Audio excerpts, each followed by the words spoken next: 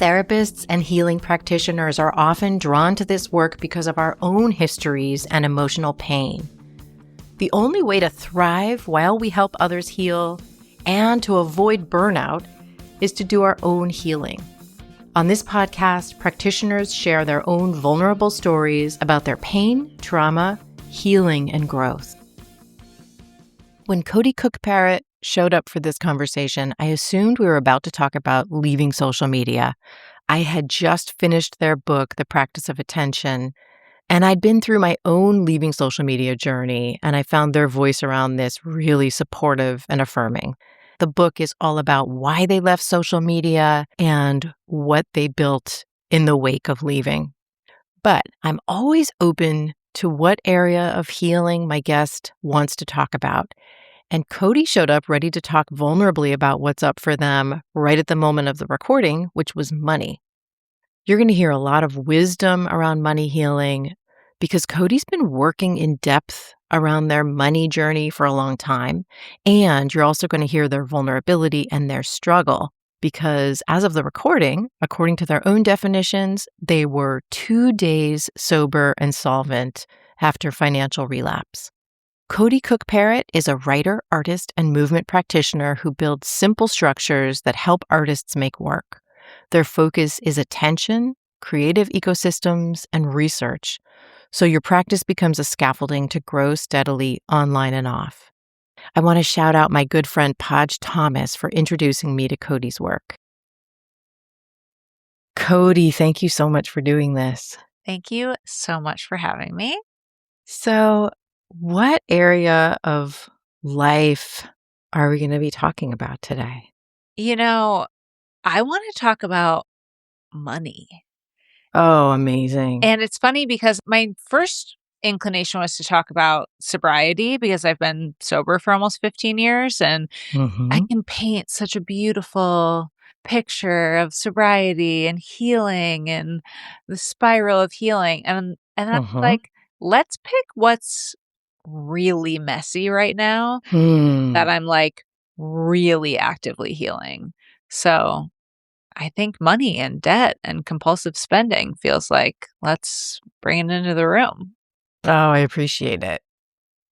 Okay, where would you like to start? You want to start with where you're at right now, or do you want to take us back to a moment that feels important? I'll start with where I'm at right now, which, I've been in and out of financial solvency for years, which to me is not accruing any new unsecured debt or the gray area of like debt that is out of alignment. So, like, student loans are a gray area for a lot of people. I am actively taking out student loans for grad school, but I'm considering solvency today as like no credit card use, no new loans for personal use, no business loans, no like Affirm or Klarna payment plans. So today I am celebrating 2 days solvent. Okay. Yes. So no credit card use. Does that mean not using them at all or not building up balances on them? Yeah. So for me right now, it's just not using them at all and making a plan to pay them off. I've tried to use credit cards responsibly to build up my credit score. And I always end up maxing them out and then opening new ones. And so I literally cut them all in half yesterday and threw them in the trash. And so yeah, no using credit cards to buy anything. Okay. And are you getting support from other people in this journey? Is it something you're doing kind of on your own? I am. I have a lot of support, which is really important to me. I have a financial advisor who is helping me with a debt repayment plan, and we have some very thorough spreadsheets. And she's amazing. Her name is Jen. And then I am also seeking help in recovery spaces for money group as Mhm. well. And then I have a few trusted friends who I can really talk to who, have really different approaches to money than I do, but ones that I really respect, and they are really supportive to me. Mm. And what are those money groups like? Like, I wanna ask about your friends in a minute too, but what are those groups like? What happens for you there? Yeah, I think the biggest thing that happens to me in any sort of like 12-step fellowship or meeting room that is people who share the same struggle is I just feel way less lonely, so much less alone. You know, I'm really coming out of a bottom where it's not that my money stuff is any worse than it was a year ago when it was also bad, but it was like I got to that emotional bottom where I felt like I'm the only one who has ever experienced this. I'm the only one who has ever had this problem, and I have to fix it all by myself. And that is Mhm. when I knew I wanted to seek a more spiritual solution that involved fellows. And so yeah, I get a sense of peace in the rooms, get a sense of it's okay if I have to start my day count over. Like it's a really forgiving, positive space. Mm. I'm also just imagining from how you're talking about it, like, it's very shame busting Yes. to be with other beautiful people who are struggling with something similar, and, like, sometimes I know for me, when I'm feeling a lot of shame about something I'm struggling with, and it feels like I need to keep it private or I need to solve it on my own, that it can feel like the solution will be like this hard work on my own. And then it's this other, like, sideways spiritual or community Yeah. piece that needs to be part of it. And then that shifts the shame in a really different way. Yes, it's a total shame shifter Hmm. base for sure. And do you share in the meetings a lot, or how do you make use of them? I did share yesterday and Hmm. shared, because I've been in and out, so I did share that I came back and that was my first day of solvency. And I this time around, I really quickly dove into like I found a sponsor, I found an action partner, I found fellows. And, I want to be clear for anyone listening, I'm not naming which money program I'm in. It is anonymous. There are traditions that ask us to stay anonymous at the level of press, radio, and film, which I think a podcast falls into. So I try to speak somewhat poetically and vaguely about my participation. But I also think it's really important that people know, and I'm not here to be like, "Yes, this is the way," but it's my way today. And, yeah, today there's a section of the meeting where people unmute and say if they're in their first 90 days of solvency. So I made sure to unmute today and, as they say, claim my seat, so it could Mm. feel like a part of the group. Even though I didn't share in the meeting today, I still said, I'm Cody, I'm an alcoholic and a debtor, and today is day 2 of solvency. Mm. How'd you pick a sponsor? It's so funny that you ask because, growing up in another 12-step program, it was always very like you ask a specific person. And especially because so many of these meetings got really popular on Zoom at the beginning of the pandemic, there's a lot of these groups have WhatsApp groups. So I actually Mhm. just posted in the WhatsApp group for this meeting that I go to like, "Hi, I'm Cody. I'm non binary. I've been sober for 14 years, very new to DA. This is what I'm looking for in a sponsor." And people post those a lot and they kind of go unanswered a lot of the times because I think it really is the best way to just ask someone directly. But somebody messaged me and I was just like, "Okay." And, like, we just clicked, and I mean, it's only been 2 days, but we text, and I'm in, like, a group thread with her other sponsees, and we text a self-care and a gratitude list every day, and she's got me working the steps and reading the literature, and I'm in. Mm, it's really interesting. Do you get, support from the other sponsees as well? I know it's Yeah. been 2 days, but yeah. Yeah, it's been 2 days. So, I really picked an interesting subject for us to talk about, something I've known about for 2 days. But yeah, it's just even the support of, like, knowing they are also there and trying and hearing what they're doing for self-care today is really inspiring because 'cause I'm like, "Oh, maybe I should try that," kinda thing. Yeah. So, what about your friends? The friends who you feel like you can really talk to about this stuff. What has told you that? Like, what has told you, like, these are good friends to talk about this struggle with? Yeah, I really wanna name and shout out the writer Nick Antoinette, who years ago taught an amazing class about money and teaching us to find our enough number. And so you Mm. sort of find the number that's like, okay, this is my number that I need to like hit every month. And then you can have Jen Carrington is another person who talks a lot about this. It's like you can have your enough number and then like your thrive number. So like and then maybe under enough is like your survive number. So like, okay, I need to make this much money a week to like pay my essential bills. I need this much money if I want to add on like a budget for going to the coffee shop or something. And then the thrive one might be like to go on vacations or go on trips or something. And so I really paid attention to who was talking about money in a way that made sense to me and, kind of back to that word shame, like I really needed friends who weren't going to make me feel shame for accruing as much debt as I have or spending the way I have because it's like I can beat myself up plenty. I don't need anybody else to help me.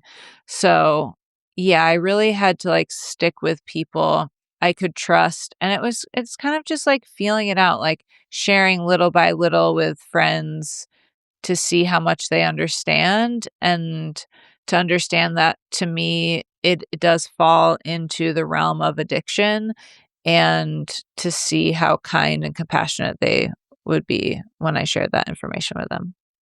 Yeah, okay.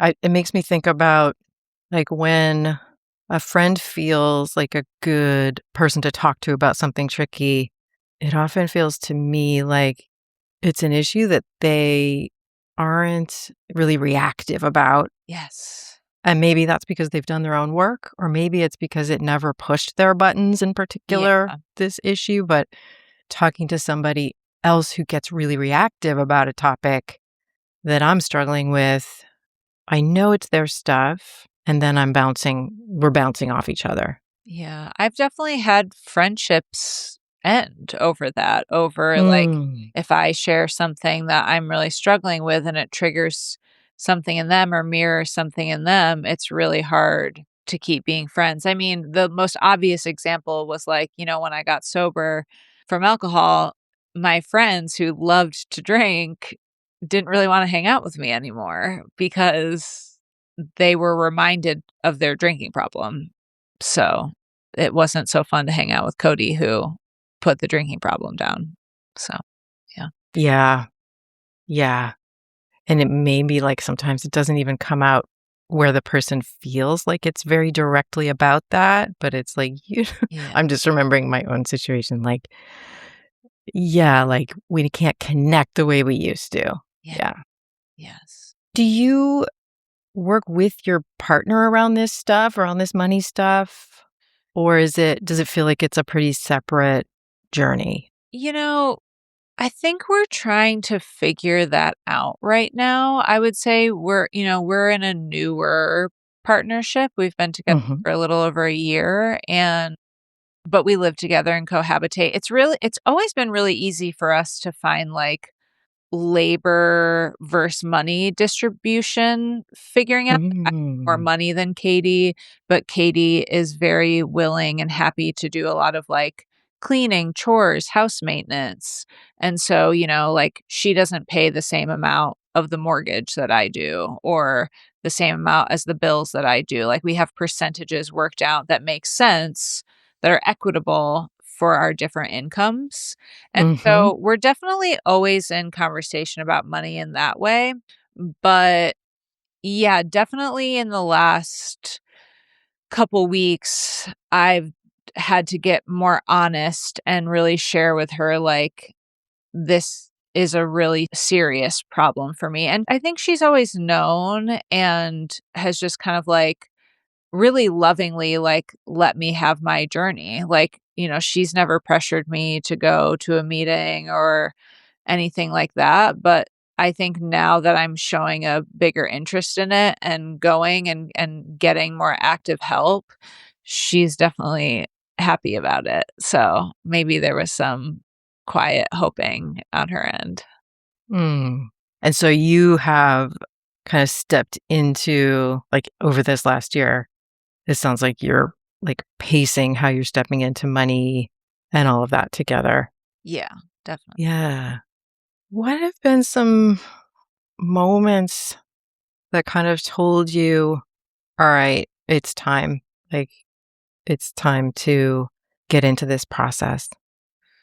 Yeah, I mean, this time around, it was really the, like, emotional turmoil I was in. Like, my anxiety was just so high thinking about how much debt I have to try to pay off every month, and I was putting my debt before everything else, and that is not a way to live, and it's okay to call a creditor and tell them you need a break or you need to pay less if you can't pay your mortgage or have your basic needs met. And so, yeah, I this time around, because 'cause I've been in and out of money programs for the last, like, I mean, honestly, I've been going for, like, 7 years in and out, Mhm. but never regularly, just, like, one meeting, and then 3 years later, a meeting, and then 2 years later, a meeting, and then last year, I started going a little more regularly, and, like, it totally changed my life, and then I just had that feeling that so many people have in recovery programs where I was like, "Well, I got it. I'm good. Mhm. I'm fine." And then had like a really, really big deading relapse. And, I write and talk really publicly about being bipolar. And I had basically a breakthrough of mania last year and bought a lot of big things on credit. And it just meant I had to come up with so much more money a month to pay for all of the new lines of credit. And so Mm.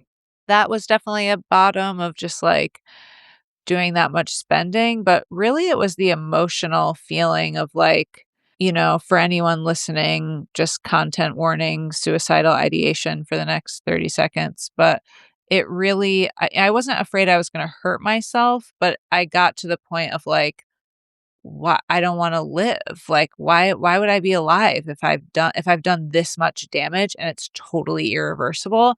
And that's when I knew I needed to go back to the program. Mhm. Yeah, that makes so much sense, Cody. Yeah. What's the feeling like in 2 days of solvency? Like, what happens as you think about that or as you talk about that? Like, what happens in your nervous system or in your body? Like, what do you notice is changing?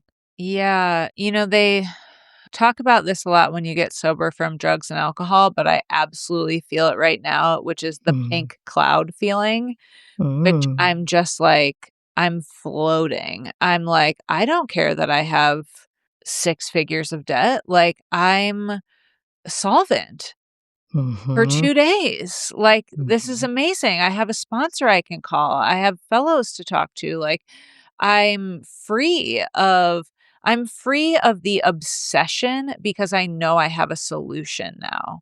And that was what Mhm. was so painful before is I was so obsessed with debting and my debt, and was I gonna buy something and use Affirm to buy it? Was I gonna use Afterpay? Was I gonna check for Klarna? Was I gonna use one of my credit cards? Was I gonna overdraft? Like, this obsession has just been so lifted because I'm so committed, and I'm trying to do 90 and 90, which is when you go to 90 meetings in 90 days.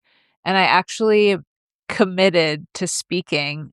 In order to be a speaker at this meeting I go to, you have to have 90 days sober in AA and 90 days of solvency. And so I Googled what is 90 days from today yesterday Uh-huh. and Yeah. volunteered to speak on that day. So I am scheduled to speak on June 22nd.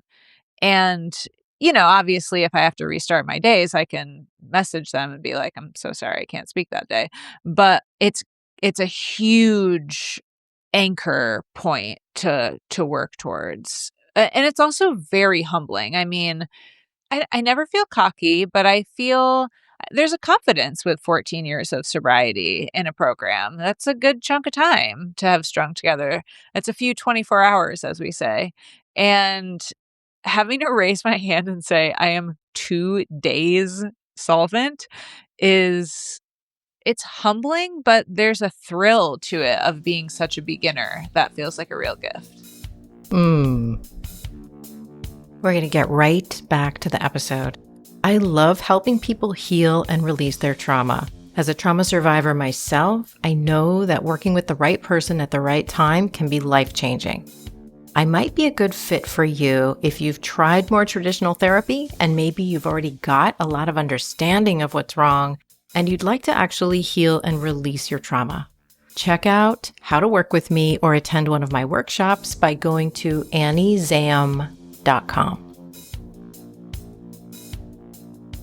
What do you anticipate, having been through a lot of recovery, like what do you anticipate potentially coming after the pink cloud feeling? Like are there kind of like moments you're like, this may be coming? Yep. Yeah. Definitely impatience of Mm-hmm. like, I have such an enormous amount of debt for someone my age that there is this like, oh my God, this is going to take forever. Unless I somehow like train to get a job in tech and move to Silicon Valley or something, which I don't foresee happening. Unless some family member I've never met dies and leaves me millions of dollars. But yeah, so that's what I foresee is like, I'm in grad school right now. These student loans kind of feel fake, and I'm going to have to start paying them back on top of all the other debt I have. So I'm sure that's going to be a really humbling, painful moment. And so, yeah, I'm definitely ready for those moments of like, I just like being debt free will take me years. Factually, Mm-hmm. will take Mm-hmm. years to become debt free. And so the goal to me right now is not to be debt free, it's to be solvent. It's to be not bringing in new debt and to be sticking to my spending plan and riding that pink cloud as long as I can. Yeah, there's something about solvency, the way you're talking about it, as opposed to that endpoint or that, that marker of debt free that is making me think of enough. It feels similar in a sense to the enough number. Mm, Although I guess it's even more like a right now thing. It's not something that lives in the future. yeah. It's about what's here right now. And I guess I'm getting this feeling like it can be a lot more of an embodied experience Yes. as opposed to like, someday I'll get there. Exactly. Yeah, I feel Hmm. And that's so true with like so many of the things that you write about, like mm, business and creating, that there's a way that what we're doing right now in this moment, like our rituals, are super important. yeah, definitely. What was your journey like now I want to go back to that enough number. What was your journey like in exploring the enough number when we come from this like culture that's really about more, more, more, more, more? Yeah, I mean, something I think about a lot, especially with money, is clarity over vagueness. And the enough number was just before I took that workshop with Nick, it was like I had no idea how much I needed to make a month. Like, I thought it was either like $100,000 or like $1,000. And I just had no clue. Like, I was just like, I don't know, money comes in, I try to pay for my stuff, and I don't save any money, so I just spend whatever I have pretty much. And it was so amazing to really lay out like, okay, this is exactly how much I need to bring in a month at a minimum. And then that way, especially for as someone who's, disabled, has chronic pain, there's months or times when it's not as easy for me to reach the big goals, and have those big months of earning. And so it's helpful to be like, oh, look, this month I went $3,000 over my enough number. I could stand if I need a little bit of a break next month, I could do that if I needed to. And so that's the other thing it helps so much with is like on the months that I don't hit that number, hypothetically, other months are helping me even it out. Yeah, because your business model, I'm imagining, must be really fluctuating. That's a really nice way of saying it. I was gonna say chaotic, Mm. but Mhm. yes, it is always fluctuating for sure. Yeah. I mean, teaching classes, doing programs in that way, like, that was my experience of it, is, like, it's very it isn't an even monthly number in the way that something like a lot of therapists listen to this, a therapy practice may be a bit more even. Yes, Not compared to a paycheck, but, totally. yeah. Okay, I noticed in an email recently in your wonderful email newsletter, you talking about using the profit first system, Yeah, based on the Mike Michalowicz, I believe is his name, book, yes. Profit First. Do you use that system pretty consistently, or do you pick and choose parts of it that you use? Right now, I don't have as much of a, like, cash flow coming in that requires you to have, like, enough like, in the perfect world, all your money goes into your income account, and then once a month, you split the percentages into your different accounts. But if you're scrappy like me and struggling, remember day 2 of solvency, then you might be moving money around much faster as it comes in to cover bills. But generally, I would say 80% of the time, even if I do it a couple times a month, I'm sticking to my percentages and I have my tax percentages, my owner's comp percentages, and then my operating expenses percentages for my business. And it really helps to just kind of know how much needs to go where. Great. Yeah. I was using the Profit First system for years, and a friend of mine and I had, like, what he calls, I guess, a profit pod, Wow. even though you're not supposed to do it with a close friend. A lot of rules in that book. Yeah. And then we both kind of chafed at the system, Okay. um, and ended up kind of going rogue. And then hearing about it in your newsletter again, I was like, I wonder if I wanna dip back into that. Like, it could feel different now Yeah. than it did last time. Yeah. Yeah. So you were saying it helps, like, having those percentages. When it's working well for you, how do you notice it helps? I think it just makes some of it less of a mystery because I'm not like, oh, like if $10,000 comes in, I'm not like, I have $10,000. I'm like, okay, my taxes have this much of this. My business gets this much of this. My owner's comp gets this much of this. And my owner's comp is not just my money, that is an account that pays me a certain amount per month. And yeah, so it helps me just have some more like guardrails because that's what used to happen to me.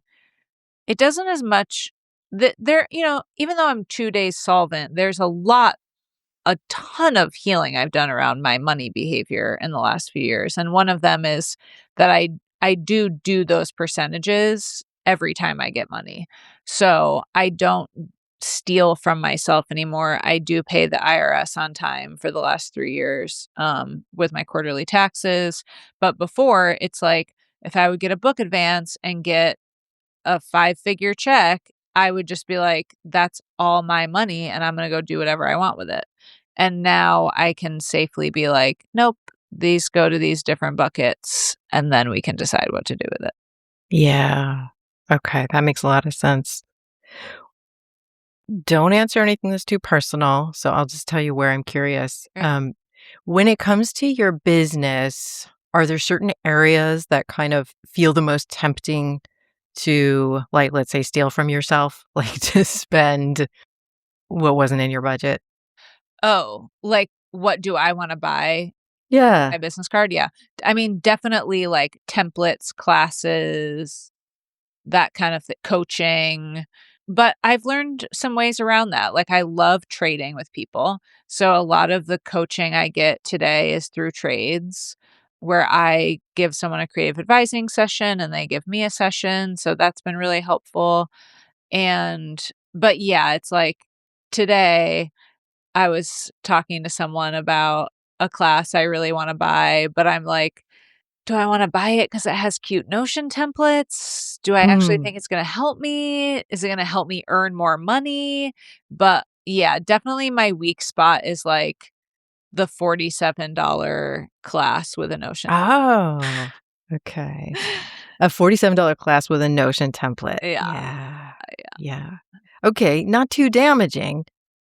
So if you're listening, please design a $47 class with a Notion template, and I will buy it from you. Yeah. What about in your life well, actually, no, I wanna follow up on that with something else, which is like, so you're in grad school, Yeah. and so do you think that kinda takes care of some of the, like, desire for signing up for classes and trainings and things like that? Yes. Does it satisfy some of that? Yes and no. It does satisfy some of that, but it's so unrelated to my, like, business, even though Mm, I am a writer, but it's like, I'm not going to school to learn how to, like, have a writing business. I'm going to school to be a better writer. So, it doesn't exactly fill the itch. I'm finding as I'm, like, signing up for a bunch of other classes right now. yeah. Yeah, that makes sense. Yeah. And, what about in the rest of your life? What are the areas that you find the most tempting or draw you? Yeah. Well, this actually technically still falls under business depending on the book. I can write it off is like I love buying books. I Mhm. I love buying books more than anything in the entire world. I would say that that is like my true addiction is like going into a bookstore, picking out a book, picking out 5 books, going to the bookstore's website and buying books. Like books is a big one. Plants is another one. I have a lot of plants. Mhm. I love plants. Definitely clothes. Definitely like objects. Like I love beautiful objects. Another thing that can get me is like a new hobby and then needing all the things for the new hobby that I'm only gonna do for like 2 weeks. And so a trick I've learned with that is like go to the library, get a bunch of books about the hobby for free because it's the library, and then dream about it and, like, get those dopamine hits, and then maybe realize that's all you needed was to think about the hobby for a little bit. Yeah, that's a good one. And with a new hobby, it's like sometimes you don't know, right? Like Sometimes you don't sometimes you don't know. know. Like Exactly. I got a ukulele. Oh, I play the shit out of that thing for yeah. years, Yeah. but like, some things not so much. Yep. Yeah. So, okay, being with the excitement of the hobby, letting it kind of, like you said, dream about it, like kind of letting it work on your unconscious.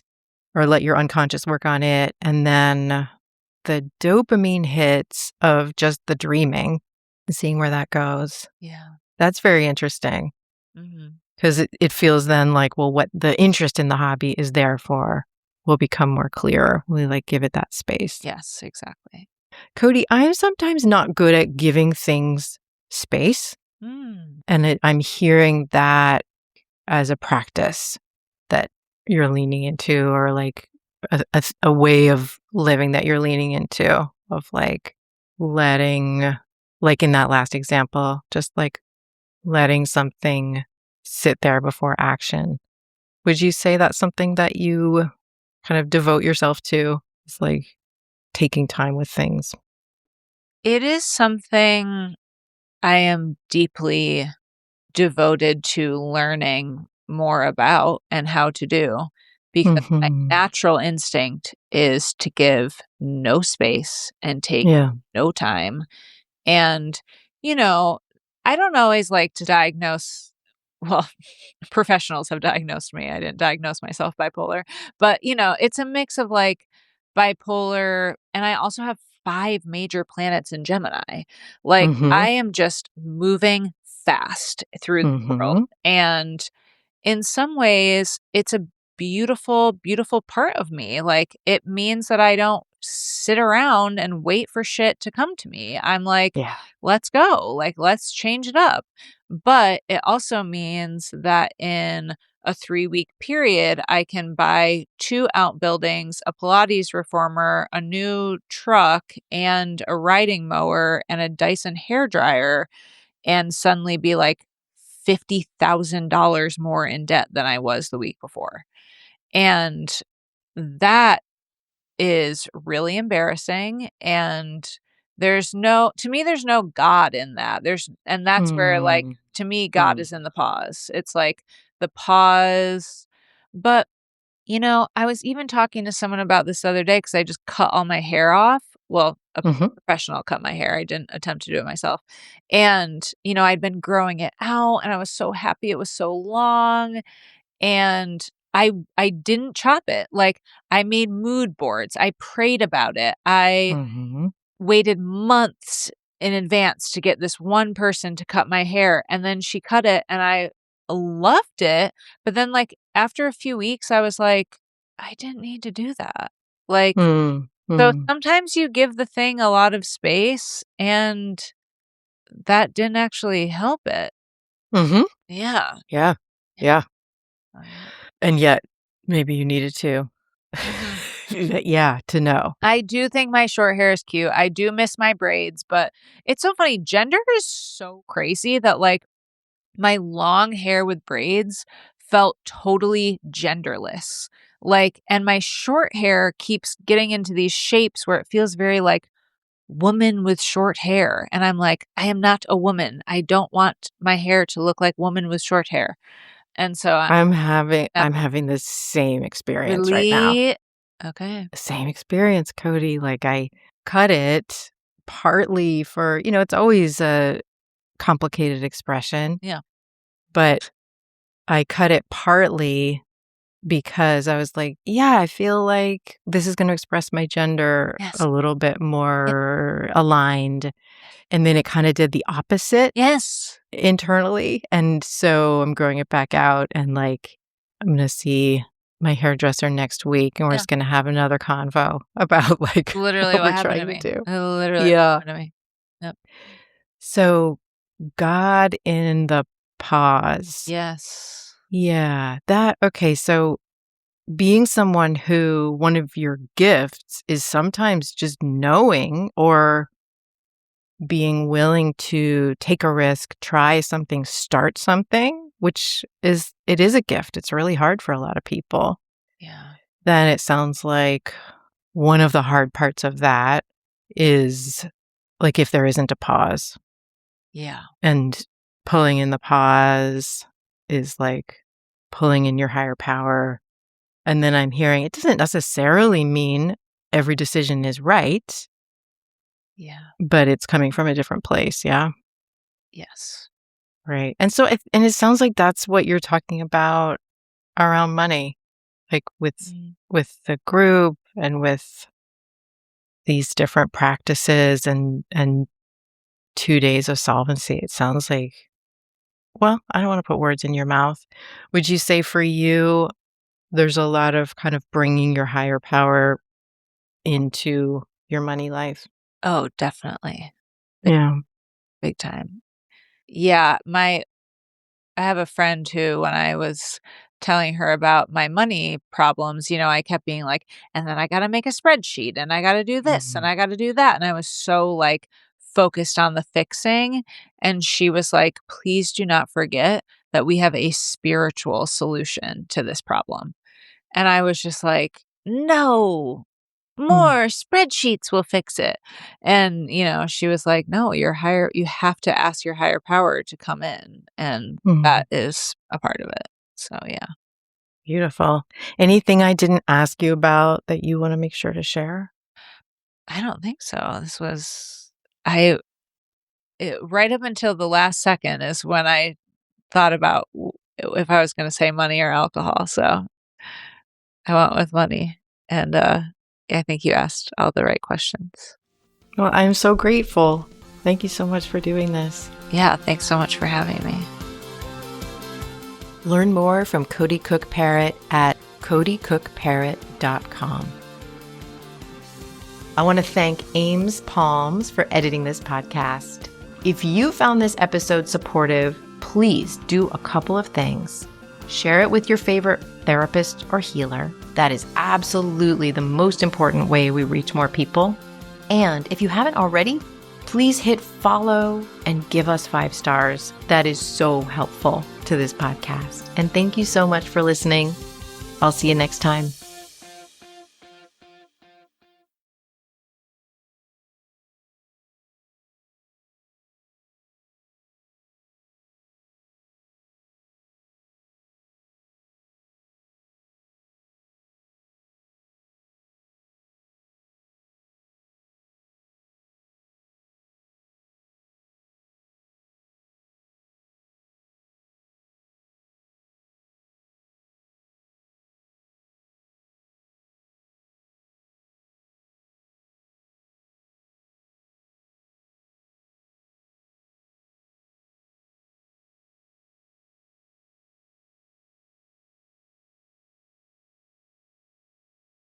I got a ukulele.